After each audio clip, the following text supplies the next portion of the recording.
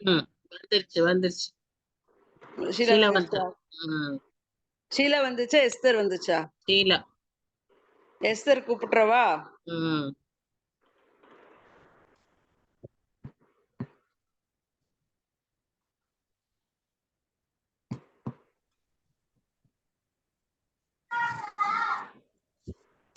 Hello, praise the Lord. Praise கார்டுங்க aunty. நல்லா இருக்கீங்களா ஆண்டி? நல்லா இருக்கேம்மா. என்ன விபிஎஸ்ல நல்லபடியா முடிஞ்சதா? சூப்பரா முடிஞ்சுங்க ஆண்டி. நேத்து இல்ல? ஆண்டி நேத்து தானே? ஆமாங்க ஆண்டி, நேத்து தான் ஃபைனல் டைம். சரி, நம்ம ஜெபிக்கலாம்.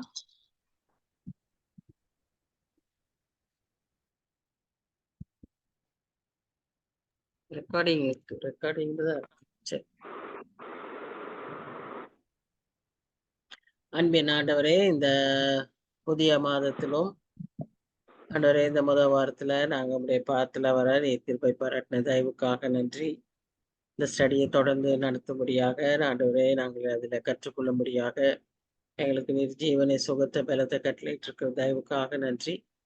இந்த நாளிலும் ஆண்டவரே நாங்க படிக்க இருக்கிற பாடங்கள்ல எங்களுக்கு நீர் என்ன செய்தி வைத்திருக்கிறீர், என்ன காரியங்களை நாங்க கற்றுக்கொள்ள வேண்டும் என்று சொல்லி ஆவியானவர் எங்களோடு கூட இடைப்படும்படியாய் செபிக்கிறோம். எங்கள் உள்ளங்களை திறந்தரலும், வசனத்தை ஏற்றுக்கொள்ள கிருபத்தாரும். ஆண்டவரே நாங்கள் அதன்படி செய்யவும் எங்களுக்கு நீர் உதவி செய்யும். இந்த நேரத்துல கூட வர தடைப்பட்டிருக்கிற மக்களை எல்லாம் உடைய பாதத்துல நினைவு கூறுகிறோம். குறிப்பாக விஜயாவுடைய ஹெல்த்துக்காக நாங்க ஜெபிக்கிறோம் சுவாமி. அடிக்கடி அவங்க சுகவீனப்படுறத நாங்க பார்க்கிறோம். கிருபையா இறங்கி அவங்களுக்கு நல்ல சுகத்தை தாருங்க. இந்த நாட்கள்ல வேண்டிய சரீர சுகம் பலன் கட்டளையிட்டு நல்ல உணவும் மருந்துகள் சிகிச்சைகள் அவருக்கு பிரயோஜனமா இருக்க நீர் கிருபை தாரும். தொடர்ந்து நல்ல ஆர்வமா வந்து எல்லாவற்றையும் எழுதி வச்சிருப்பாங்க சுவாமி. ஆண்டவரே, அந்த மகளுக்கு நீர் கிருபை தந்து அடுத்த வாரத்துல இருந்தாவது அவங்க ரெகுலரா வந்து சேர்றதுக்கு நீர் உதவி செய்யுங்க. எஸ்தருக்காக ஜெபிக்கிறோம். எஸ்தரும் அந்த வீடியோஸ்லாம் எடுத்து டயர்டா இருந்திருப்பா. அவளுக்கு சித்தமானா அவளுக்கு முடியும்னா அவளை வந்து ஜாயின் பண்ண அவளுக்கு நீர் கிருபை தாரும். விஜிலாவுக்காக ஜெபிக்கிறோம். ஆண்டவரே, விஜிலாவுக்கும் இப்போ அந்த டியூஷன்ஸ் எல்லாம் இருக்கு. ஆனா ஒரு நாள் 1 மணி நேரத்தை கொஞ்சம் ஸ்பேர் பண்ணலாம். அவளுக்கு உதவி செய்யுங்க. நாங்க உலகத்துக்காக எத்தனையோ காரியங்களை செய்தாலும் ஆண்டவரே, உம்முடைய காரியங்கள்ல நாங்க ஈடுபடுறதையும் உம்முடைய காரியங்கள்ல நாங்க பெற்றுக்கொள்ளுகிறதற்கும் எதுவும் விடாகாது சுவாமி. இதை நன்கு அறிந்த விஜயலா தன்னுடைய காரியத்துல இந்த நாட்கள்ல பிரயோஜனப்படுத்தி கொள்ள உதவி செய்யும். இன்னும் பிரேமா மற்ற ஒவ்வொருவரையும் இந்த வேலையில நினைக்கிறோம். எல்லாரையும் சித்தமானால் கூட்டி வாரம் வந்திருக்கிற மக்களுக்காக நன்றி செலுத்துகிறோம். இந்த வேலையில நம்முடைய பிரச்சனை எங்களோடு கூட இருக்கட்டும். நீர் இந்த 1 மணி நேரத்தை பொறுப்பேற்றுக் கொள்ளும். நேசிக்கிற இயேசு கிறிஸ்து மூலமாய் வேண்டிக் கொள்கிறோம் பிதாவே. ஆமென், ஆமென். வந்துருவாங்க. தேங்க்யூ. சோ கர்த்தருடைய பரிசுத்த நாமத்துக்கு ஸ்தோத்திரம். இன்றைக்கு யோபுவினுடைய 15ஆம் அதிகாரம், யோபு புத்தகத்திலே இருக்கிற 15ஆம் அதிகாரத்தை பார்க்க இருக்கிறோம்.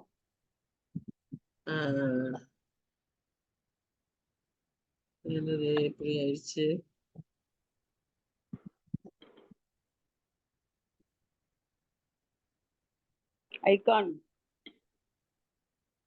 ஐகானை பார்த்து கிளிக் பண்ணு. பைக்கான் எல்லாம் பண்ணியாச்சு.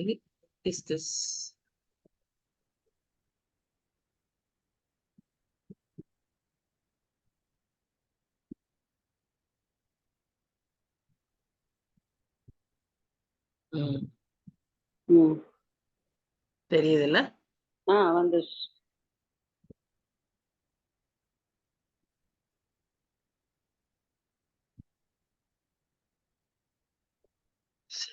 இப்போ நாம இன்றைக்கு நம்ம 15ஆம் அதிகாரம் பார்க்கிறோம்.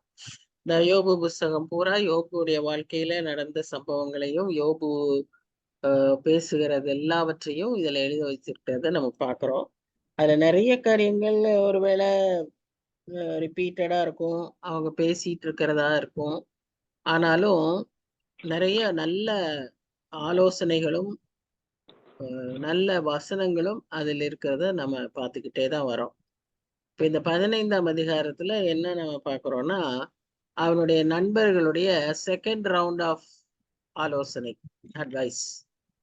ஒரு 3 பேரும் சேர்ந்து சொல்லிட்டாங்க.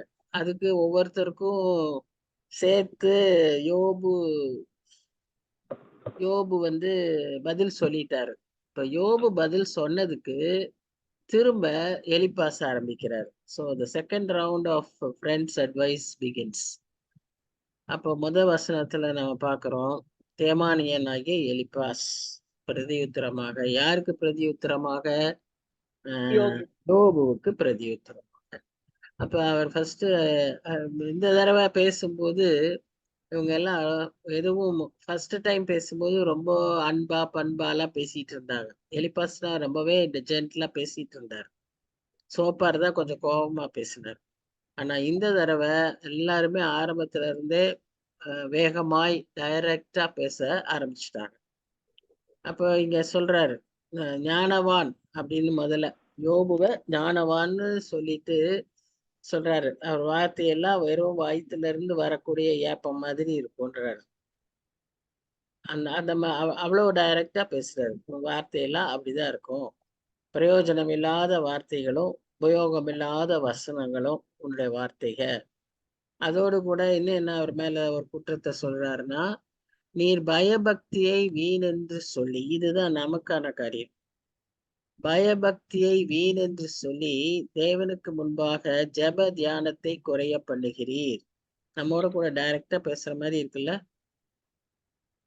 இன்னைக்கு இருக்கிற அவசர சூழ்நிலைகள்ல, இன்னைக்கு இருக்கிற எல்லா நமக்கு வேண்டிய ஆல் சஃபிஷியன்சி நமக்கு இன்னைக்கு நாமே இன்னும் ஒரு 30-40 வருஷத்துக்கு முன்னால இருந்த சூழ்நிலையும் இப்ப இருக்கிற சூழ்நிலையும் யோசிச்சு பார்த்தோம்னா, அப்ப இருந்த நமக்கு இருந்த தேவைகள், நமக்கு இருந்த கஷ்டங்கள் எல்லாம் இப்ப நமக்கு இல்லை.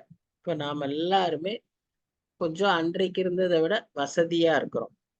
ஆனா நம்முடைய பக்தியும் நம்மளுடைய கடவுள் பயமும் நம்முடைய ஆவிக்குரிய வாழ்க்கையும் நீங்க கொஞ்சம் யோசிச்சு பார்த்தீங்கன்னா, அதுல வளர்ச்சி இருந்து இப்ப நாம அதை விட அப்ப இருந்ததை விட இப்ப நல்லா இன்னும் முன்னேறி இருக்கிறோம்னா கர்த்தருக்கு ஸ்தோத்திரம். ஆனா அநேக சமயங்களில அப்ப இருந்த அந்த ஆதி அன்பு இப்போ நம்ம இடத்துல இல்லாமல் போயிருக்கு. அதனால்தான் எப்பவுமே வெளிப்படுத்தல் விசேஷம் 2ஆம் அதிகாரத்துல எபேசு சபைக்கு கர்த்தர் சொல்ற காரியம், உங்ககிட்ட இருக்கிற ஒரே குறைவு என்னன்னா, ஆதியில் இருந்த அன்பை நீ விட்டு விட்டாய். அதனால நீ எங்க விழுந்தாயின்னு பார்த்து நீ போய் மனம் திரும்புன்னு சொல்வார். அது மாதிரி நம்ம இடத்துல ஒருவேளை அந்த மாதிரி என்ன காரியம் குறைவா இருக்குன்னு நம்ம பார்க்கணும். இப்ப இங்க யோபுக்கு என்ன சொல்றாருன்னா, நாம ஒருவேளை இன்னைக்கு நான் சொன்னேன், நமக்கு நிறைய தேவை, எல்லாம் லக்ஸுரி, நம்மளுடைய தேவைகள் எல்லாம் நிறைய எல்லாம் பூர்த்தி ஆனதுனால நாம ஆதி அன்பை விட்டுட்டோம். இங்க யோபுவை என்ன சொல்றாரு எலிப்பாசு, உனக்கு ஏற்பட்ட அந்த பிரச்சனையினால, வியாதியினால, நஷ்டத்தினால நீ என்ன செஞ்சுட்ட, பயபக்தியே வீணுன்னு சொல்லி இன்னைக்கு அப்படியும் சில பேரு நினைக்கிறத நம்ம பார்க்கிறோம். மற்றவங்களுக்கு நமக்கு ஏற்படுகிற நஷ்டங்கள், நமக்கு ஏற்படுகிற தோல்விகள், ஜெபித்தும் கிடைக்காத பதில்கள், தாமதங்கள், இல்ல நாம ஒன்னுக்கு கேட்டிருந்தா அது நமக்கு அதுக்கு பதிலா வேற வேண்டாது கிடைக்குது. அந்த மாதிரி கேட்ட மாதிரி கிடைக்கல. அப்பெல்லாம் மனுஷனுக்கு சாதாரணமாய் தோன்றுகிற காரியம் என்னன்னா, பயபக்தியை வீண் என்று சொல்லி, இவருக்கு பயபக்தியா இருந்து நம்ம கர்த்தருக்கு எவ்வளோ உண்மையா இருந்து நமக்கு என்ன கிடைச்சிச்சு? நமக்கு ஒண்ணும் கிடைக்கல. அதனால என்ன நினைக்கிறோம், பயபக்தியை வீணுன்னு நினைச்சு தேவனுக்கு முன்பாக ஜெப தியானத்தை குறைய பண்ணுகிறோம். அப்ப நமக்கு முக்கியமானது என்ன நாங்க பார்க்கிறோம்னா, யோபு புஸ்தகத்துல சொல்லப்பட்டிருக்கு, பயபக்தியோட அதுக்கு அடையாளமா என்ன இருக்கணுமா, தேவ பக்தி இருக்கணுமா. அந்த தேவ பக்திங்கிறது என்ன அப்படின்னா, ஜெப தியானம், ஜெபம் தியானம் ரெண்டும் வித்தியாசம். இது ரெண்டும் நமக்கு ஈக்குவலா இருக்கணும். அப்போ நம்மள ஜபம் குறைஞ்சிருந்தாலும் சரியில்லை, நம்ம கிட்ட தியானம் குறைஞ்சிருந்தாலும் சரியா இருக்காது. அப்போ நாம கர்த்தருக்கு பிரியமா நடக்கிறோம்னா அடையாளமே ஜபம் தியானம் கரெக்டா இருக்கணும். இதை நம்ம யோசிச்சுக்கணும். நம்ம இதை பற்றி எப்பவுமே கொஞ்சம் கவனமாயும் இருக்கணும். அடுத்தது என்ன சொல்றாருன்னா, நீர் வந்து மாய்மாலமா, நீர் உண்மையா ஒன்றும் பரிசுத்தவான் கிடையாது. ஆனா நீர் வந்து மாய்மாலமா தந்திரம் உள்ளவர்களின் நாவை தெரிந்து கொண்டீர். இப்ப இதெல்லாம் வந்து இப்ப வெளிப்பாஸ் சொல்றது, நானா ஒன்னும் உன்னை குற்றப்படுத்தல, ஆனா உம்முடைய வாயே உம்மை குற்றவாளி என்று தீர்க்கிறது என்று அவர் சொல்றார். அப்போ எலிப்பாஸ் என்ன சொல்றாருன்னா, உன்னை யோபுவ உமக்கு எம்டி நாலேஜ் அப்படின்னா பிரயோஜனம் இல்லாத அறிவு, அன்ப்ராஃபிட்டபிள் டாக் அப்படின்னா என்ன, தேவையற்ற பேச்சு, அதெல்லாம் பிரயோஜனம் இல்லாத பேச்சு. மூன்றாவது, பயத்தையே புறம்ப தள்ளி, தேவ பயமே உண்ட இல்ல அப்படிங்கிறது தான் அவருடைய 3 குற்றச்சாட்டு இந்த வசனங்கள்ல. அதான் அவர் சொல்றாரு. முதல் வசனத்துல என்ன சொல்றாருன்னா, உன்னுடைய பேச்சுகள்லாம் எப்படி இருக்குன்னா பெல்ச்சிங், ஏப்பம், ஒரு ஏப்பம் விடுற மாதிரி, ஏப்பம் விட்டா காத்து வெளியே வருது இல்ல, அந்த மாதிரி ஒரு யூஸ்லெஸ் வேர்ட்ஸ். எவ்வளவு ஒரு மாதிரி கோபமா பேசுறாருன்னு பாருங்க. இப்படி ஒருத்தட்ட போய் சொன்னா எப்படி இருக்கும், பேச்செல்லாம் இப்படிதான் இருக்கு, வெறும் காத்து அப்படின்னா கூட பரவாயில்ல, ஏப்போன்னு சொன்னா ரொம்ப கோபம் வரும். அந்த மாதிரிதான் சொல்றாரு. அப்புறம் எதமா யோபு வந்து எதையும் அவர் தன்னுடைய பதிலாக அல்லது தனக்கு ஒரு பாதுகாப்பாக பேச விட மாட்டேங்கிறார். நீ சொல்றதெல்லாம் நாங்க கேட்க போறதில்ல, அது பிரயோஜனமே கிடையாது. ஏன்னா நீ உன்னோட ஜப தியானத்தையும் குறைச்சிட்ட, பக்தியும் குறைச்சிட்ட, வீண் வார்த்தைகளை தான் பேசுற, தந்திரமானவங்க பேசுற மாதிரி நீ பேசுற அப்படின்னு எலிப்பாஸ் சொல்றதாக நாம பார்க்கணும். ஆனா நமக்கு நல்லா தெரியும், எலிப்பாஸ் வந்து இந்த விஷயத்துல அந்த கடைசியா சொன்ன பக்தி ஜப தியானம் அதை பத்தி பேசுனதுல அவர் தவறுங்கிறது நமக்கு நல்லா தெரியும். இப்போ நம்ம இந்த ஜப தியானம் ஏன் எல்லாரும் குறைக்கிறாங்க அப்படின்னு பார்த்தோம்னா,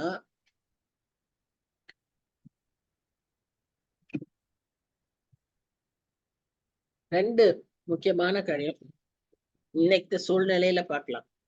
இன்னைக்கு வந்து ரிசல்ட்ஸ் வந்துருச்சு, +2 ரிசல்ட்ஸ் வந்துருச்சு இல்லையா? அப்போ இன்னைக்கு நம்ம கிறிஸ்தவ வீடுகள்ல இந்த ரிசல்ட் வந்த சூழ்நிலையில இந்த ஜெபமும் தியானமும் எப்படி இருக்கும்? குறையும். இருக்கும். எல்லாம் ஓடுறதுக்கு பாப்பாங்க, அடுத்து காலேஜ் எங்க போய் சேர்த்துருக்கு, அப்ளிகேஷன் வாங்க, கியூல நிக்க. இப்ப இதுக்கெல்லாம் நாம வந்து சரி, இது இப்ப நீங்க இப்படி சொல்றீங்க, கொஞ்சம் இப்படி வெளியே நின்று நாம யோசிப்போமே. நாம இந்த மாதிரி அட்மிஷனுக்கு போகிறதுக்கு, புது கோர்ஸ் காலேஜ் எடுக்கிறதுக்கு நாம ஜெபிக்கணுமா, அதிகமா ஜெபிக்கணுமா, இல்ல ஓடணும்? ஜெபிக்கணும் தான். ஜெபிச்சு ஓடணும். ஜெபித்து ஓடணும். சரி, ஆமா, ஓடவும் செய்யணும். ஆனா ஜெபித்து ஓடணும் இல்ல, இதை நம்ம மறந்துடக்கூடாது. ஒரு அவசரமான சூழ்நிலைகள், எமர்ஜென்சி, ஒருவேளை ஹாஸ்பிட்டல், இல்லைன்னா இந்த மாதிரி ரிசல்ட், இப்படி ஆனாலும் இதேதான். இன்னொரு சிச்சுவேஷன்ல நம்ம இதே மாதிரி ஜெப தியானத்தை எப்ப குறைச்சிடுறாங்கன்னா, அவங்களுக்கு கொஞ்சம்தான் விசுவாசம், நிறைய அவிசுவாசம். அப்படிப்பட்டவங்கள என்ன செய்யறாங்கன்னா, ஒரு சின்ன காரியம் நடந்துருச்சுனாலும் அவங்களால என்ன செய்ய முடியாது, ஜெபம் பண்ண முடியாது. அவங்கள கடவுளை பற்றி நினைக்கவே அவங்களால முடியாது. ஒன்னும் ஓவர் திருப்தியில இருந்தாலும் கடவுளை நினைக்க முடியல, குறைவா இருந்து அவங்களுக்கு விசுவாசம் குறைவா இருந்தவங்களா இருந்தாங்கன்னா அவங்களுக்கும் என்ன செய்ய முடியாது, ஜெபிக்கவே முடியாது. ஜெபிக்கிறதுக்கு இஷ்டம் இருக்காது. இப்போ அந்த மாதிரி தான் உலக பிரகாரமா எலிபாஸ் நினைச்சு, இப்ப யோபுவோட சூழ்நிலைக்கு வாங்களேன். இப்ப யோபு சூழ்நிலையில அவர் ஜெபிப்பாரா? ஜெபிக்க மாட்டாரா? யோபு சூழ்நிலையில நாம இருந்தா என்ன செய்வோம்? ஜெபிப்போமா? யோசிச்சு பாருங்க. அடுத்து அவர் பேசுற வார்த்தைகளை குறித்து ஃப்ரெண்ட்ஸ் பேசுறாங்க. அப்ப அவங்க என்ன சொல்றாங்கன்னா, உன்கிட்ட ஒரு தாழ்மை இல்ல. நீ ரொம்ப மேட்டிமையா பேசிக்கிட்டு இருக்க. நான் பாவி, என் பாவத்தை மன்னிங்க அப்படின்னு அறிக்கை செய்யறத விட்டுட்டு நீ வந்து ரொம்ப மேட்டிமையா தான் பேசிட்டு இருக்க, கர்த்தரை கேள்வி கேட்டுக்கிட்டு இருக்க அப்படின்னு சொல்லி அவன் ஃப்ரெண்ட்ஸ் நல்ல ஆலோசனை சொல்ற மாதிரி அவங்க சொல்லிட்டு இருக்காங்க. ஆனா அதெல்லாம் யோபுவுக்கே அதெல்லாம் எவ்வளவு வேதனை கொடுத்துருக்குன்னு கொஞ்சம் நாம யோசிக்கணும். இப்ப அவர் என்ன சொல்றாருன்னு பாருங்க.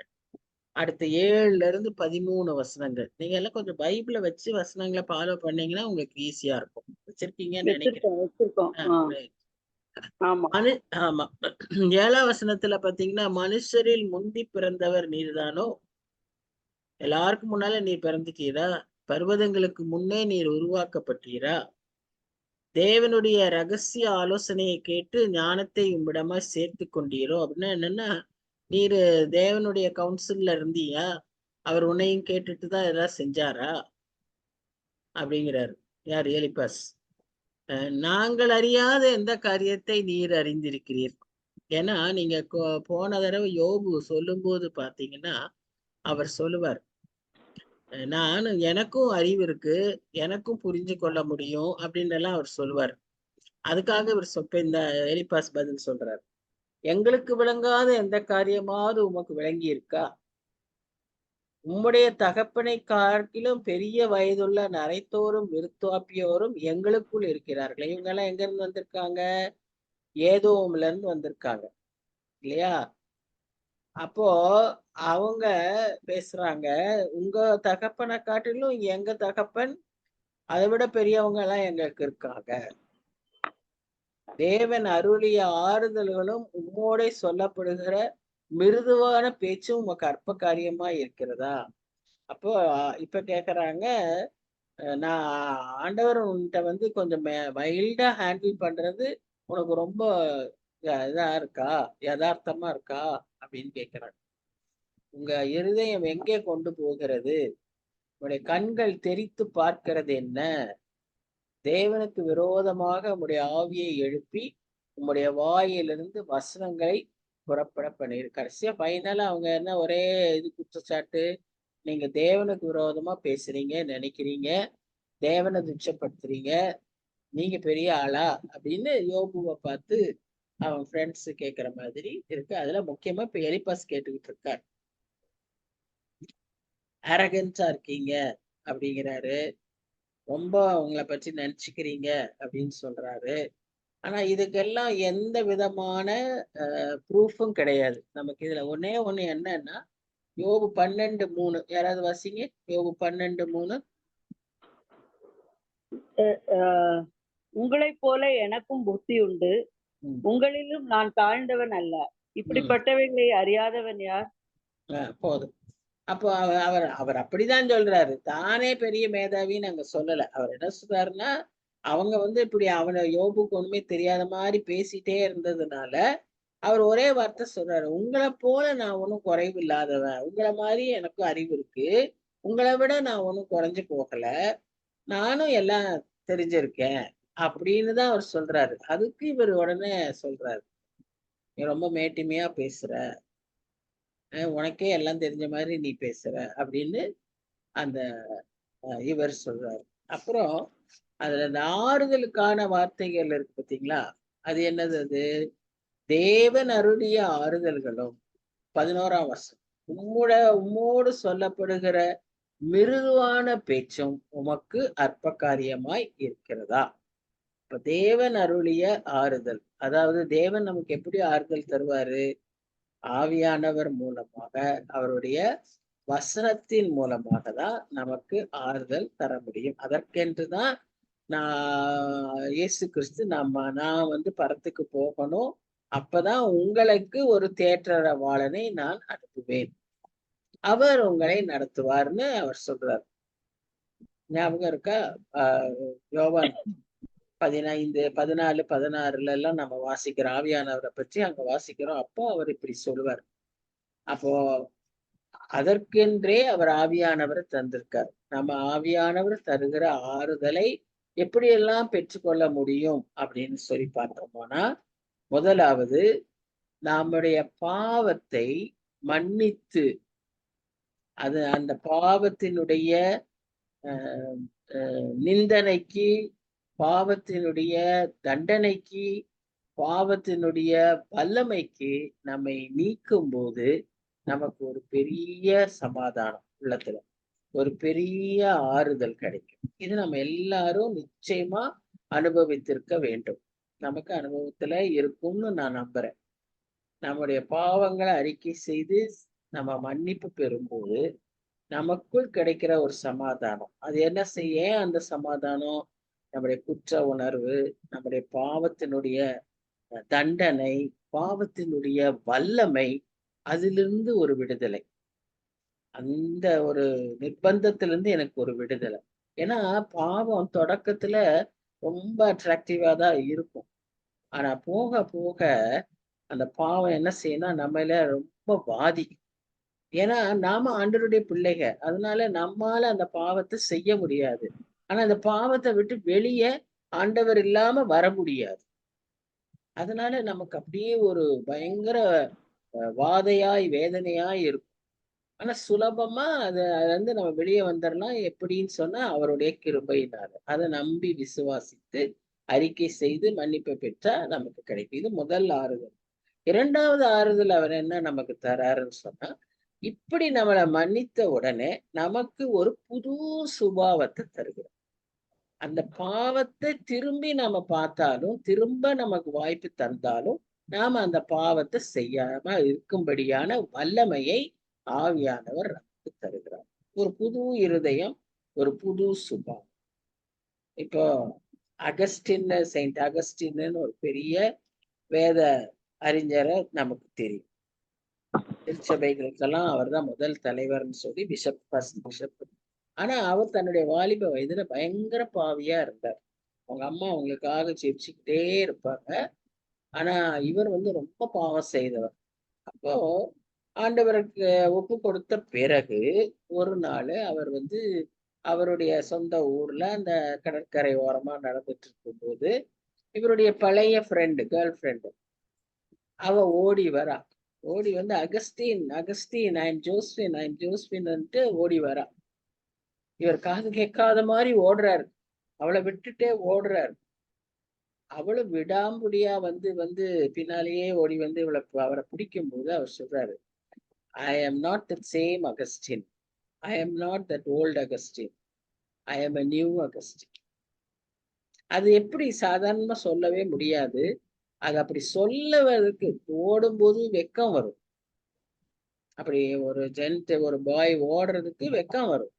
ரெண்டாவது இப்படி சொல்றதுக்கு தைரியம் வேணும். ஆனா அதையெல்லாம் யார் தருவார்னா இது நான் எப்படி சொல்றது, எப்படி ஐயோ அப்படின்னு நிறைய பேர் என்ன செய்வாங்க, அந்த பழைய பாவத்திலேயே விழுந்துருவாங்க. அப்படின்னா என்னன்னா அவங்க இன்னும் முழு ரட்சிப்புக்குள்ள வரல. அவங்க உண்மையா முழுசா அறிக்கை செய்து விடல. அது அப்ப சில முந்தியெல்லாம் எப்படி சொல்லுவாங்கன்னா, சிகரெட் பாக்கெட்ல வச்சுக்கிட்டே நான் குடிக்க மாட்டேன்னு சொல்லுவாங்க.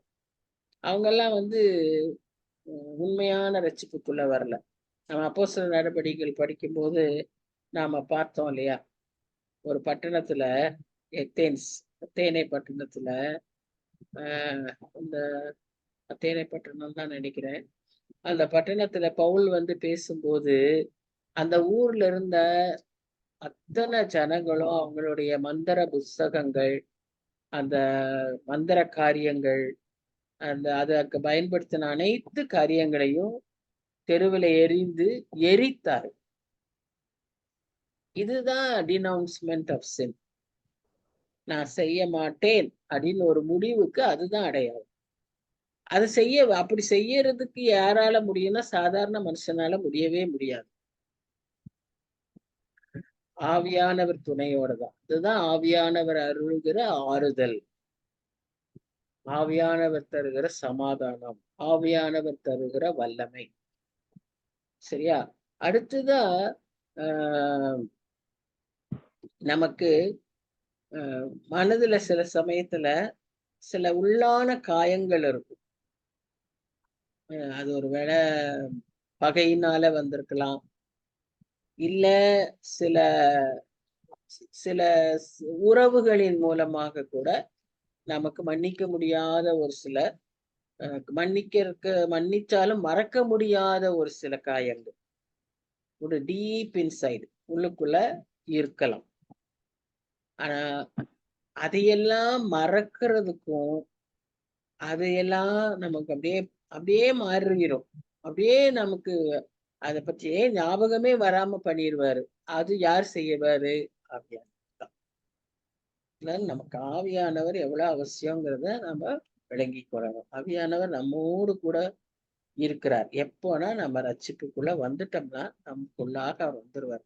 ஒவ்வொரு நாளும் அவருடைய வல்லமையை நாம் பெற்றுக்கொள்ளணும். அவருடைய வல்லமை இல்லாம நம்மளால ஒண்ணும் செய்ய முடியாது. ஆண்டவருடைய கிருபை இல்லாம நம்மளால ஒன்றும் செய்ய முடியாது. சோ அதனாலதான் யோவான் 15 அவர் சொல்றாரு, உங்களால ஒன்றும் செய்ய முடியாது. காரணம் என்னன்னா நமக்கு எல்லாத்துக்கும் இந்த மாதிரி இதெல்லாம் தேவை. அவருடைய கிருபை தேவை, அவருடைய வழிநடத்துதல் தேவை, ஆவியானவருடைய வழிநடத்துதல், வல்லமை, ஞானம், இதெல்லாம் தேவைன்னு போது நம்மால என்ன செய்ய முடியும்? ஆனா ஆண்டவர் என்ன சொல்றாரு 15ஆம் அதிகாரத்திலேதான், என்னை காட்டிலும் பெரிய காரியங்களை நீங்க செய்வீங்க.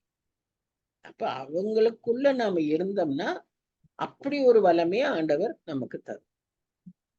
சோ அதுதான் நம்ம அறிந்து கொள்ள வேண்டிய கிறிஸ்தவ வாழ்க்கையின் ரகசியம். அது இந்த யோபு புஸ்தகத்துல அவருடைய அதே ஒரு வார்த்தையோட போயிடுச்சு, தேவன் தந்த ஆறுதல்கள்னு. அந்த ஆறுதல்கள் என்னன்னா இதெல்லாம் தான். அடுத்ததா அடுத்த ஆறுதல் எப்படி நமக்கு அவர் தருவார்னா, நாம படுகிற பாடுகள், அதின் மத்தியில அவர் நமக்கு தருகிற ஆறுதல். இப்போ நாம படுற பாடெல்லாம் ஒண்ணும் இல்லை, நமக்கு எல்லாம் பாடுதான், கரையில இருந்து பாடுதான், இல்லைன்னு சொல்லல. ஆனா இந்த பாடுகளை காட்டிலும் இப்ப ஊழியர்கள்லாம் இருக்காங்க இல்லையா, வட மாநிலங்களில ஊழியர் செய்யறவங்க, அவங்களுக்கெல்லாம் நேரிடுகிற துன்பங்கள், அவங்களுக்கு தண்ணி கொடுக்க மாட்டாங்க, அவங்களுக்கு நிறைய பிரச்சனை வரும். ரோட்ல போனாவே அவங்க திட்டுவாங்க, அவங்க இது செய்யக்கூடாது, அதை செய்யக்கூடாது, இப்படி நிறைய நிறைய பிரச்சனைகள் இருக்கு அவங்களுக்கு. அப்ப அந்த மாதிரி அவங்களுக்கு நேரிடுகிற பாடுகள் மத்தியில இயேசு கிறிஸ்துவும் ஆவியானவர் அவங்களுக்கு ஒரு ஆறுதல் தருவார். இப்ப இதுக்கும் கூட நம்ம பவுல் வாழ்க்கையில இருந்து எக்ஸாம்பிள் எடுக்கலாம்.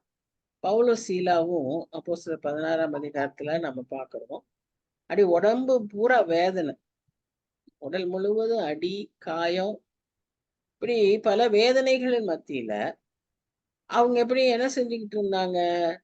அவங்க அந்த வேதனையிலேயே துவண்டு தூங்கல, அல்லது அந்த வேதனையினால வலிக்குதேன்னு கூட சொல்லல.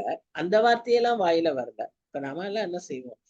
ஐயோ வலிக்குதே, அட்லீஸ்ட் அப்படியாவது சொல்லுவோம் இல்லையா? அப்படி அந்த மாதிரி ஜெபம் பண்ணுவோம். ஆண்டவரே வந்து என்னை காப்பாத்துங்க, எனக்கு வலிக்குதே, எனக்கு பண்ணுதே, எப்படி சொல்லுவோம். ஆனா பவுலும் சீலாவும் அதையும் செய்யல. ஆனா அவங்க என்ன செஞ்சாங்க? ஜெபம் பண்ணி ஆண்டவரை துதித்தார்கள். அப்போ அது எப்ப முடியும்னா, இந்த ஆவியானவருடைய துணை அவர்களோடு இருந்தா தான், அந்த ஆறுதல் அவர்களுக்குள்ள இருந்தா. அவங்களுக்கு அந்த மனுஷர் மேல கோபம் வரல. தங்களை இப்படி அடிச்சு போட்டாங்களே, இப்படி காரணம் இல்லாம இயேசுவை பற்றி பேசுனது நிமித்தம் இந்த மாதிரி செஞ்சாங்களே, அப்படியெல்லாம் அவங்களுக்கு வந்து எந்த எண்ணமும் வராது. ஐ டெல் யூ, நீங்க ஆண்டவருடைய கையில இருந்தா இந்த மாதிரி எண்ணங்கள்லாம் வரவே வராது. அது ஒரு பெரிய, அதனாலதான் அவர் ஒரு ஆச்சரியமானவர். மனுஷனுக்கு சாதாரணமா வரக்கூடிய எண்ணங்கள், ஒரு சூழ்நிலைகள், அதெல்லாம் நடக்காம இருக்குமா? இருக்கும். எப்போ உங்களோட கூட அந்த ஆவியானவருடைய சமாதானம், ஆறுதல் இருக்கும்போது. இதுக்கு அடுத்ததான் என்னன்னு சொன்னா, இந்த பாடுகளின் மத்தியில அந்த பாடுகளின் மூலமாக அவர்கள் பெற்றுக்கொள்ளுகிற அனுபவங்கள், ஒரு சந்தோஷம், ஒரு நம்பிக்கை. இப்போ இந்த ஊழியக்காரங்கெல்லாம் போறாங்க. அங்க போய் அவ்வளோ கஷ்டப்படுறாங்க. ஆனா, அவங்க அந்த கஷ்டப்பட்டதுக்காக ஒருவேளை ஹாஸ்பிட்டலுக்கு வந்திருப்பாங்க. இதுக்காக, சிகிச்சைக்காகன்னா, சரி திரும்பி போயிரலான்னு ஒரு நாள் அவங்க நினைக்க மாட்டாங்க. அவங்க இங்கேயே தான் இருப்பாங்க. முதல் மிஷனரியிலேருந்து நமக்கு அவங்களுடைய சாட்சிகள கேட்கிறோம். ஹஸ்பண்ட் இறந்துட்டாரு. ஹஸ்பண்ட் அந்த ஊர்லயே, அங்கேயே புதைக்கப்பட்டுட்டாரு. அனாதையா. அப்படின்னு அவங்க நினைப்பாங்க. ஏன்னா, அவங்க சொந்தக்காரங்கலாம் இங்க இருக்காங்க. இன்றைக்கும் இங்கேயும் இப்பவும் கன்னியாகுமரியிலேருந்து இங்க வந்து வேலை பார்த்தாலும், இங்கே மரிச்சு போனா நேரா கன்னியாகுமரிக்கு தான் எடுத்துட்டு போய் அவங்க வீட்ல தான் புதைக்கிறது வழக்கம். ஆனா, இப்ப ஊழியக்காரரா வந்துட்டதுனால, அந்த ஊர்ல அங்க ஊர் பேர் தெரியாத அந்த இடத்துல அவர புதைச்சிருவாங்க. ஆனா, அந்த மனைவி அந்த இடத்த விட்டு வரமாட்டாங்க. நான் அங்கேயே தான் இருப்பேன். என் கணவன் விட்ட ஊழியத்த தொடர்ந்து செய்வேன். அந்த பாடுகளிலே அவர்களுக்கு கிடைக்கிற ஒரு தைரியம், ஒரு ஆறுதல், ஒரு நம்பிக்கை. நிச்சயமா இந்த இதின் மூலமா, பாட்டின் மூலமாக எங்களுக்கு இங்க ஒரு பெரிய அறுவடை காத்திருக்கு. கர்த்தர் பெரிய காரியத்த செய்வார். அப்படின்ற ஒரு நம்பிக்கை தான் அவங்களுக்கு இருக்கு. ஸோ இந்த ஆறுதல் நமக்கு என்ன செய்யுதுன்னு சொன்னா, நமக்கு இனி கிடைக்கப் போகிற பரலோக ஆசீர்வாதங்கள குறித்து, பரலோக நம்பிக்கைய குறித்து, நாம் போக வேண்டிய இடத்தை குறித்து, இதெல்லாம் நமக்கு வந்து ஒரு நம்பிக்கையும், விசுவாசத்தையும் ஆவியானவரின் மூலமாய் பெற்றுக்கொள்கிற அந்த ஆறுதலில் நாம் அடைகிறோம்.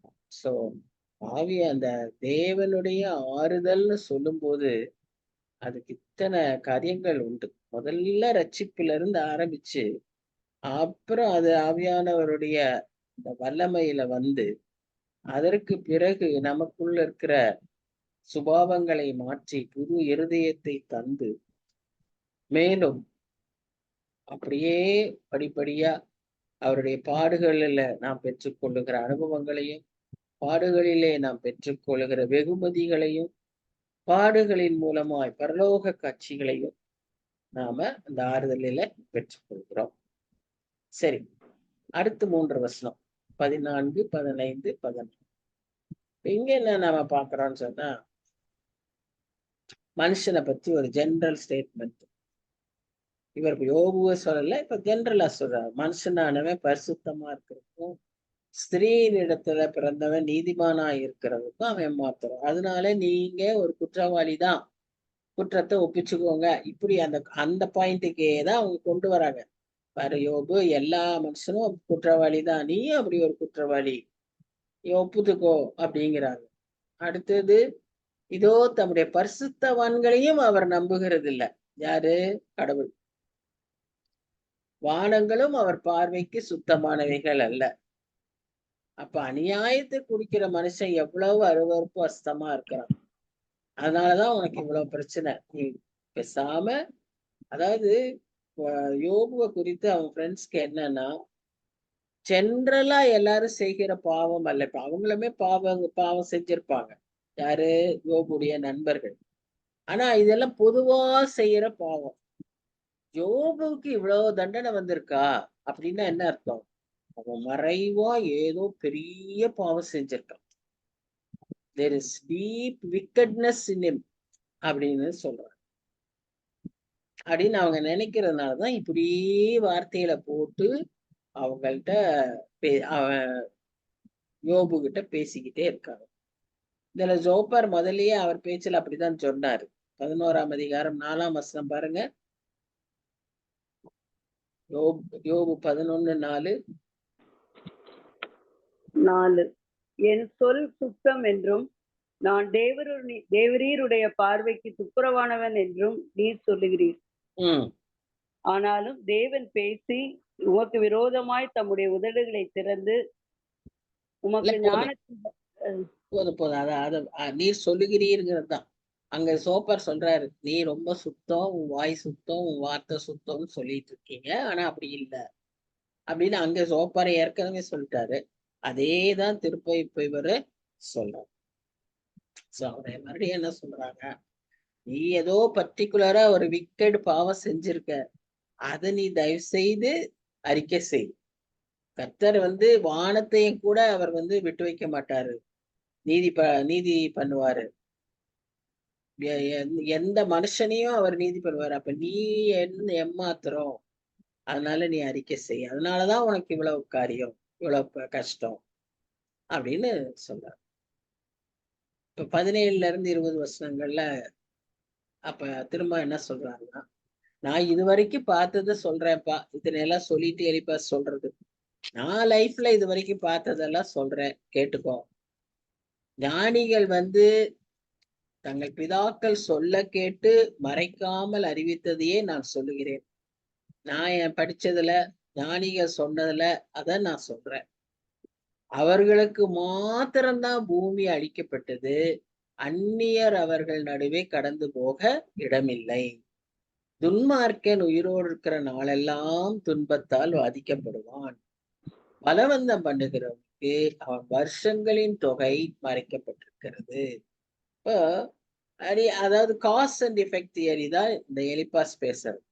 நீ இந்த மாதிரி காரியங்கள்லாம் நடந்தது, அதுக்காக இப்படி தண்டனை அனுபவிச்சுட்டு இருக்கிற, இப்படிதான் நடக்கும், இதுதான் நான் படிச்சு தெரிஞ்சது, என்னோட அனுபவத்துல நான் இதைதான் பாக்குறேன் அப்படின்னுட்டு அவர் சொல்றார். யாரு? எலிபாஸ். துன்மார்க்கர் தான் நீ அனுபவிக்கிற பாடுகளை அனுபவிப்பாங்க. நீ எவ்வளோ வேதனையில இருக்கிற, சோ நீதான் அந்த துன்மார்க்கரோட ஒருத்தனா இருக்க. சோ சீக்கிரமா நீ என்ன செய், பாவத்தை அறிக்கை செய், அதுல இருந்து மன்னிப்பை பெற்றுக்கொள். இப்படியே இவரு பேசி பேசி அப்படி தொடர்ந்து பேசிட்டே இருந்தா யோபுக்கு தான் எப்படி இருக்கும் யோசிச்சு பாரு. இப்ப திரும்ப அவர் சொல்றாரு, இன்னும் சொல்றாரு, பயங்கரமான சத்தம் அவன் காதுகளில் தொனிக்கிறது, அவன் சமாதானமா இருக்கிறையில் பாழாக்குறவன் அவன் மேல் வருவான். அப்ப நீ எங்க நிம்மதியாவே இருக்க முடியாது, இப்படி திடீர்னு உனக்கு ஏதாவது நேரிடும். இருளிலிருந்து திரும்பி வர அவனுக்கு நம்பிக்கை இல்லாமல் பதிவிருக்கிறவர்களின் பட்டயத்துக்கு அவன் பயப்படுகிறான். அதாவது உன் வாழ்க்கையே திகில்லாதான் இருக்கும், பயந்துட்டே இருக்க வேண்டிய சூழ்நிலையா இருக்கும். அப்போ அப்பம் எங்கே கிடைக்கும் என்று அவன் அலைந்து திரிகிறான். இவன் தான் ரோட்ல குப்பை மேட்ல உட்கார்ந்துருக்கானே, பசிக்கு அப்போ எங்க கிடைக்கும்னு தேடுவானா. அந்தகார நாள் தனக்கு சமீபத்திருக்கிறதை அறிவான். இருளின் நாள், அதாவது கர்த்தருடைய வருகை அல்லது முடிவு, நியாய தீர்ப்புக்கு பல அந்த நாளை குறித்து பல விதமா சொல்லப்பட்டிருக்கும். நீங்க செப்பனியா புஸ்தகத்துல எடுத்து பார்த்தீங்கன்னா, இந்த மைனர் ப்ராஃபிட்ஸ்ல நல்ல அந்த நாளை குறித்து நிறைய சொல்லியிருக்கும். செப்பனியாவுல 2ஆம் அதிகாரம் நினைக்கிறேன். செப்பனியா 2ஆம் அதிகாரம் இருக்கா, அந்த வசனம் இருக்கா நாடு குறித்து? இதுல ஆமா, இல்ல 1ஆம் அதிகாரம் 15ஆம் வசனம். அந்த நாள் உக்கிரத்தினால் அது இக்கட்டும் இடுக்கமுமான நாள், அது அழிவும் பால் கடிப்புமான நாள், அது இருளும் அந்தகாரமுமான நாள், அது மப்பும் மந்தாரமுமான நாள். பாத்தீங்களா, அந்த நாளை குறிச்சு அவர் எப்படி சொல்லியிருக்கிறாருன்னு அந்த தீர்க்கதரிசி. இப்ப அதைத்தான் இவன் இங்க சொல்றான், அந்தகார நாள் தனக்கு சமீபத்தில் இருக்கிறதை அறிவான் அப்படின்னு. அப்புறம் இன்னும் என்ன சொல்றாருன்னா, இக்கட்டும் நெருக்கமும் அவனை கலங்க பண்ணி யுத்த சன்னத்தனான ராஜாவை போல அவனை மேற்கொள்ளும். எது? இக்கட்டும் நெருக்கமும் அவனை மேற்கொள்ளும். அவன் தேவனுக்கு விரோதமாக கை நீட்டி சர்வ வல்லவருக்கு விரோதமாக பராக்கிரமம் பாராட்டுகிறான்.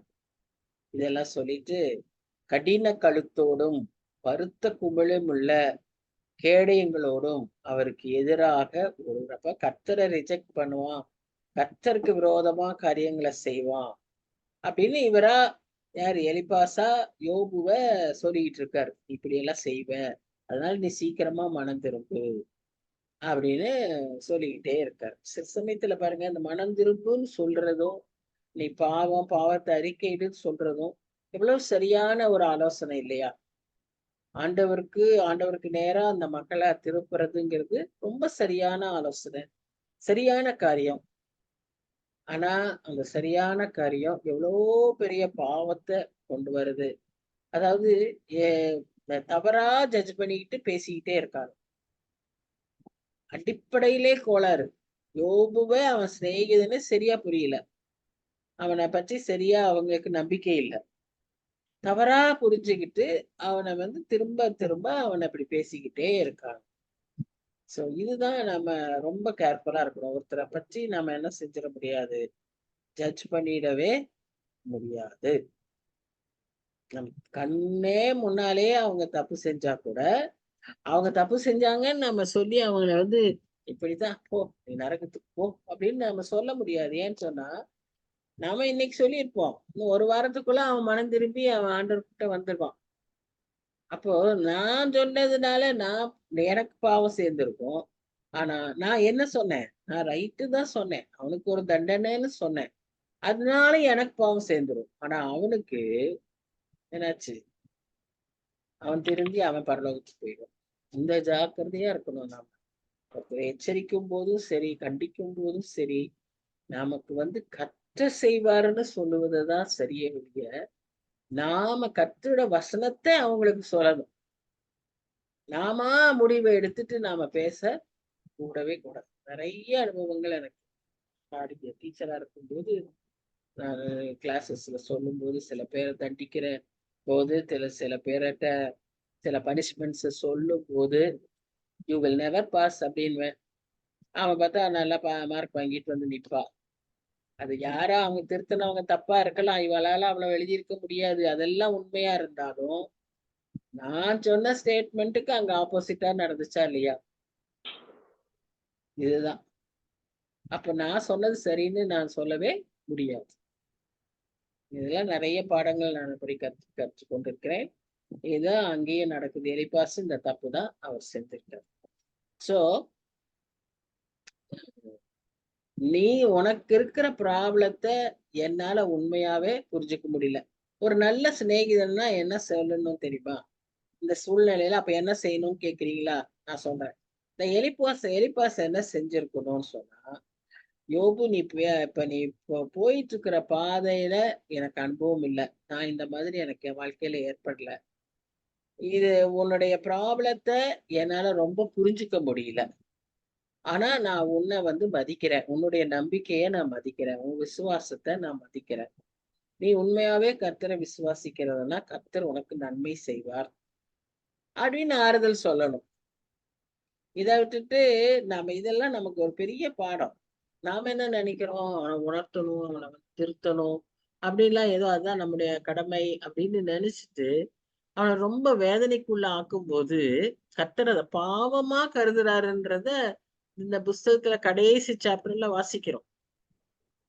உன் நண்பர்களை நான் தண்டிக்காதபடிக்கு நீ அவங்களுக்காக வேண்டிக் கொள்ளுன்னு சொல்வார். அப்போ அது பாவம், அவங்க செஞ்ச பாவத்துக்கு நான் அவங்களுக்கு தண்டனை கொடுக்கணும், ஆனா நான் தண்டிக்காம இருக்கணும்னு சொன்னா நீ அவங்களுக்காக ஜெபம் பண்ணுன்னு யோபுகிட்ட கர்த்தர் பேசுறேன். அப்படின்னா நம்மளாம் எவ்வளவு ஜாக்கிரதையா இருக்கணும் இல்லையா? நமக்காக யாரு ஜெபிக்க போறா? நமக்கு யாரும் ஜெபிக்க மாட்டாங்களே. அதனால நாம இப்ப செய்யறது கரெக்டா செய்யணும். அடுத்த வசனங்கள் பாருங்க, இன்னும் எவ்வளவு டைரக்டா பேசுறாரு. நாங்க என்ன சொன்னாரு, உன்னோட ஏப்ப காற்று மாதிரி உன் வார்த்தைகள் இருக்குன்னு. இங்க அவனே பாவம் ஒடுங்கி ஒடுங்கி உடம்பு பூரா கொப்பளம், சீல் வடியுது, குப்பமேட்டுல உட்கார்ந்து இருக்கான். இவர் என்ன சொல்றாருன்னு பாருங்க. இங்க அவன் முகத்தை கொழுப்பு மூடி இருக்கிறது, அடிவயிறு தொந்தி இருக்கிறது, ஆனாலும் பாழான பட்டணங்களிலும் குடிபோன கற்குவையிலான வீடுகளிலும் வாசம் பண்ணுவான். யாரு? துன்மார்க்கன். இந்த நிலைமைக்கு தான் நீ வருவ அப்படின்னு அவன் சொல்றான். அவன் ஐஸ்வர்யவனாவதும் இல்லை, அவன் ஆஸ்தி நிலைப்பதும் இல்லை, அப்படிப்பட்டவர்களின் செல்வம் பூமியில் நீடித்திருப்பதிலும் இல்லை. இருளுக்கு அவன் தப்புவதில்லை. அக்கினி ஜுவாலை, இருள் அக்கினி ஜுவாலை எல்லாம் என்னது? அது எதை சொல்லுகிறது? பனிஷ்மெண்ட், நரகம். நரகம், நரகம். இருளுக்கோ அவன் தப்புவதில்லை. அக்கினி ஜுவாலை அவருடைய கிளையை காய்ந்து போக பண்ணும். அவருடைய வாயின் சுவாசத்தால் அற்று போவான்.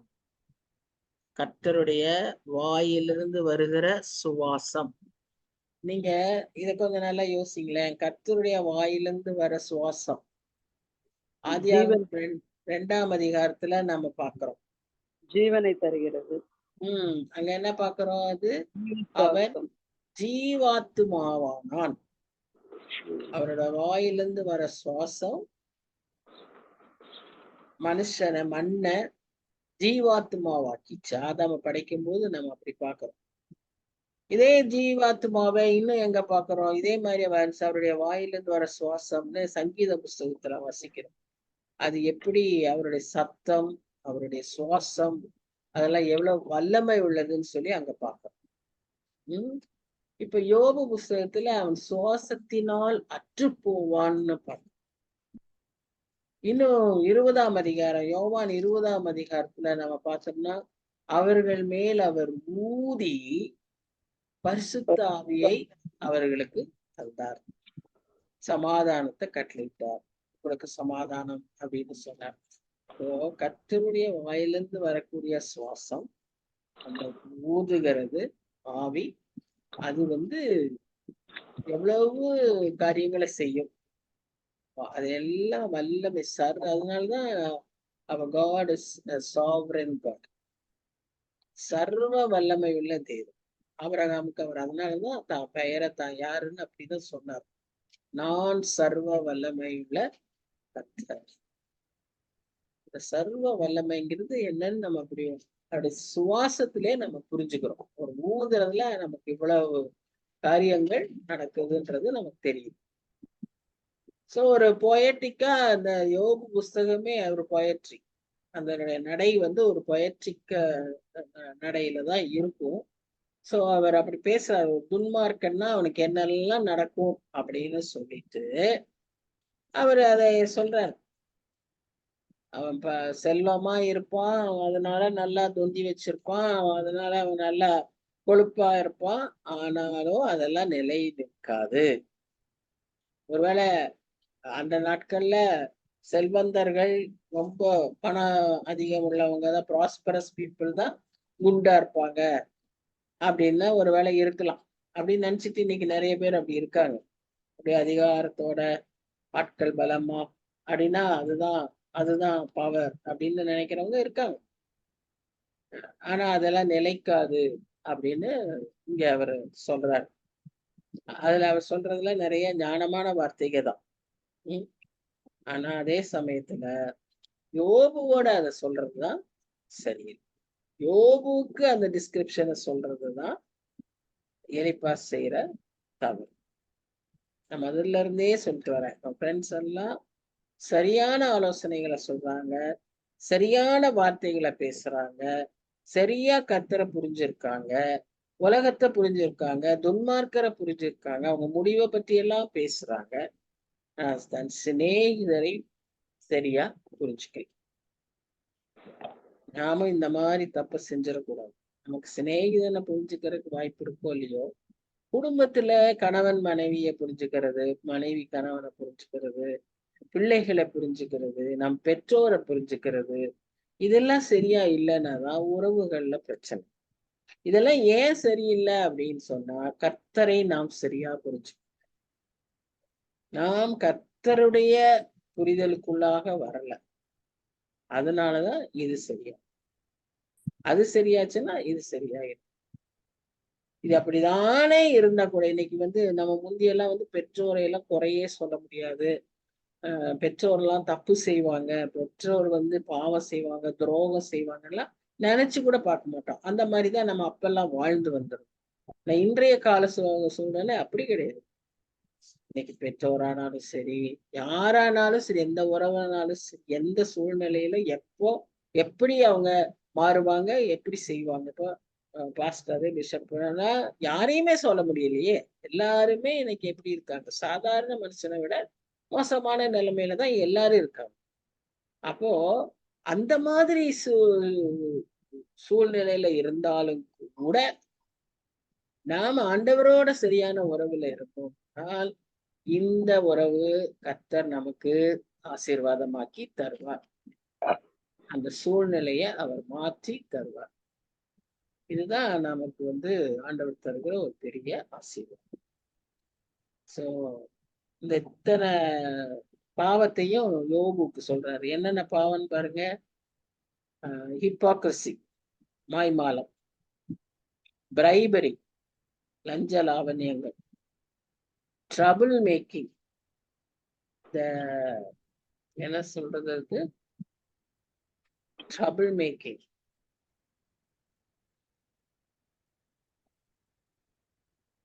அநியாயம் பண்றதா, இன்னும் கூட கொஞ்சம் கரெக்டா, ட்ரபிள் மேக்கிங், பிரச்சனைகளை உருவாக்குறது. எங்காவது ஒரு கூட்டத்துல இப்ப நல்லா போயிட்டே இருக்கும், திடீர்னு ஒரு பிரச்சனையை உருவாக்குறது. அவங்க சொல்றதுனால அங்க ஒரு பெரிய சண்டை வந்துடும். நிறைய பாக்குறோம்ல, நம்ம டிவியில நடக்கிற சண்டைகள் எல்லாமே பாக்குறோம்ல. ஹோட்டல்ல உட்காந்து சாப்பிட்டே இருப்பானுங்க. ஒருத்தர் என்னமோ சொல்லுவான், இன்னொருத்தர் என்னமோ சத்தம் போடுறான். திடீர்னு பார்த்தா அப்படியே அந்த பாட்டில உடைச்சிட்டு குத்த போறான். இந்த மாதிரி எல்லாம் நடக்குது. Trouble making. அடுத்தது லையிங். வேலை பார்க்குற இடத்துல இந்த ட்ரபிள் மேக்கர்ஸ் நிறைய பேர் இருப்போம். அவங்க பார்த்தீங்கன்னா நமக்கு முன்னால போயிடுவாங்க, போய் போட வேண்டியதை போட்டு விட்டுருவாங்க. நாம பின்னால போனோம்னா போன உடனே வாழ்வாள்னு வரும், நமக்கு பிரச்சனை வரும். காரணம் என்னன்னா ஏற்கனவே போய் போட்டு விட்டுருக்கு. ஸோ இந்த மாதிரி ட்ரபிள் மேக்கர்ஸ் நிறைய பேர் இருப்பாங்க.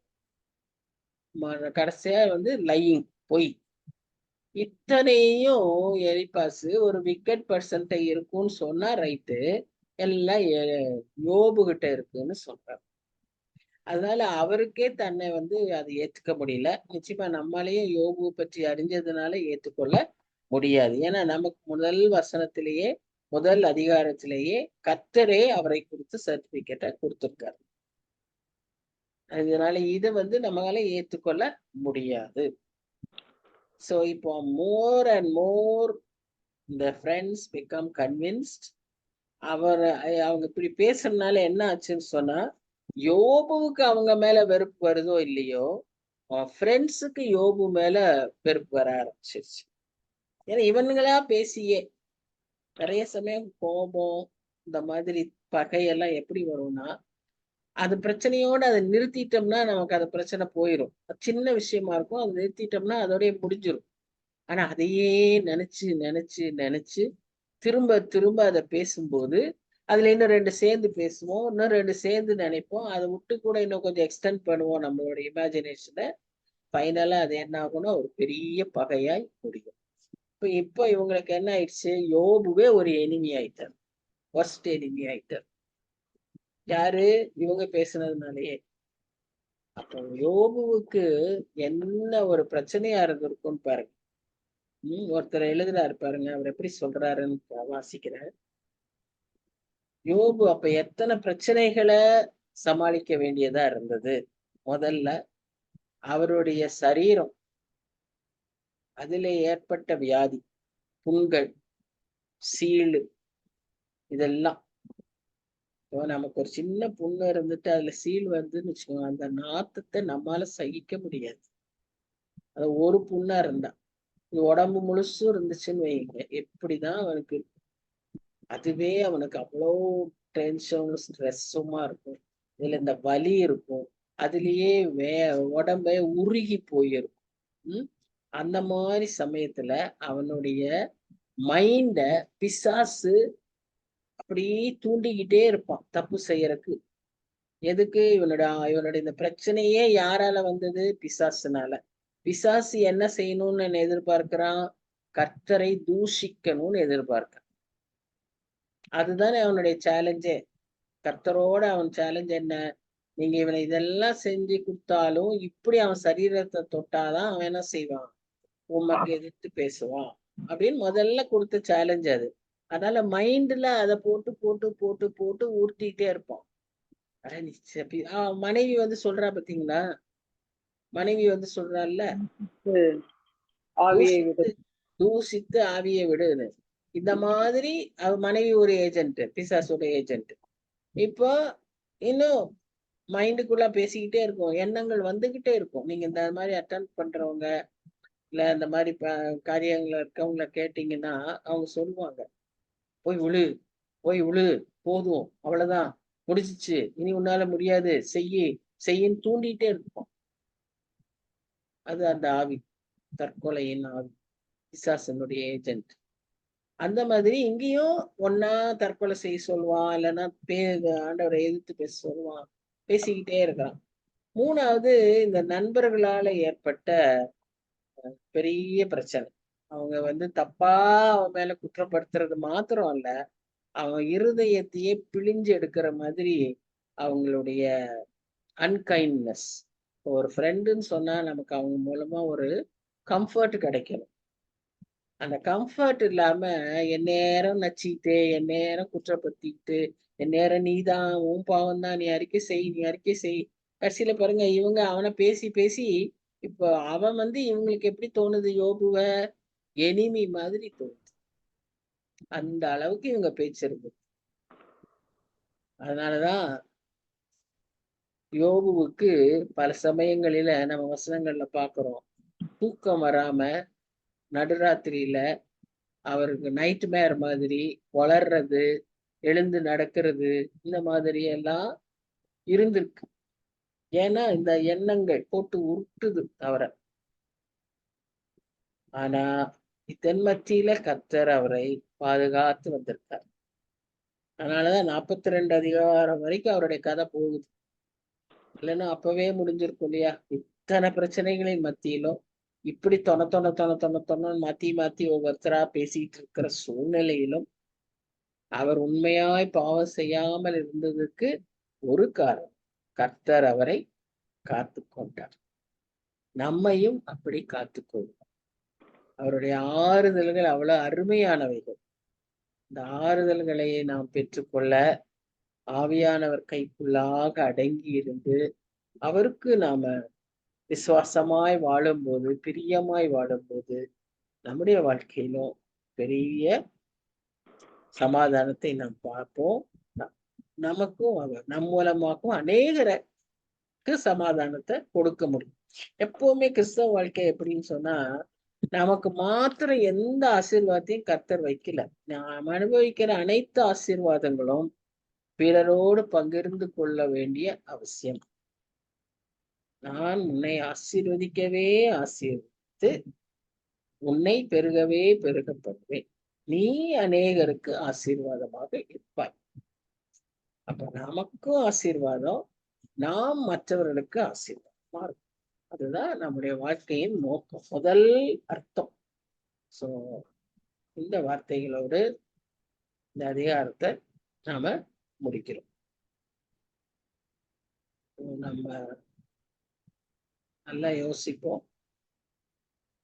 கர்த்தருடைய அந்த பாதுகாப்புக்குள்ள நம்ம வச்சுக்கணும்னா, கர்த்தருடைய ஆசீர்வாதமும் ஆறுதலும் நமக்கு வேணும்னா, நம்ம கர்த்தரோட இருக்கிற ஒரு வாழ்க்கைய வாழ வேண்டியவர்களாய் இருக்கும். ஜெபிக்கலாம். நல்ல ஆண்டவரே, நன்றி செலுத்துகிறோம். இந்த நாளிலும் கூட சுவாமி, இந்த 15ஆம் அதிகாரத்தின் மூலமாக எங்களோட நீர் பேசினதற்காக நன்றியோடு துதிக்கிறோம் சுவாமி.